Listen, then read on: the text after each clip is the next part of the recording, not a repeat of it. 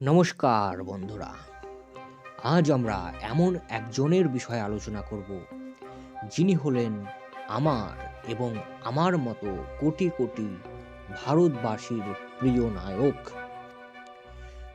হ্যাঁ বন্ধুরা, তিনি আর কেউ নন, তিনি হলেন নেতাজি সুভাষচন্দ্র বোস।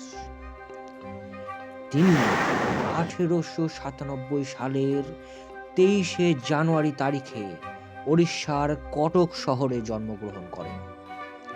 তার বাবা ছিলেন জানকীনাথ বোস এবং তার মাতা ছিলেন প্রভাবতী দেবী। নেতাজি একজন খুব ভালো ছাত্র ছিলেন। স্কটিশ চার্চ কলেজ থেকে তিনি গ্র্যাজুয়েশন পাশ করেন। এরপর তিনি আইসিএস এক্সামিনেশন দিয়ে চতুর্থ স্থান অধিকার করেন, কিন্তু তিনি চাকরি করার বদলে ভারতের স্বাধীনতা সংগ্রামে যোগদান করার সিদ্ধান্ত নেন। এর ফলে তিনি ব্রিটিশ শাসকদের চোখের কাঁটা হয়ে গিয়েছিলেন। তারা তাকে বেশ কয়েকবার জেলে নিক্ষেপ করেন। দ্বিতীয় বিশ্বযুদ্ধের সময়কালে তিনি ভারত ছেড়ে চলে যান।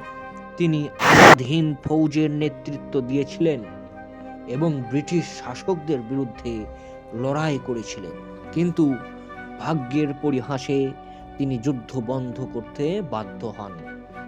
শোনা যায় প্লেন ক্র্যাশে নাকি মারা যান।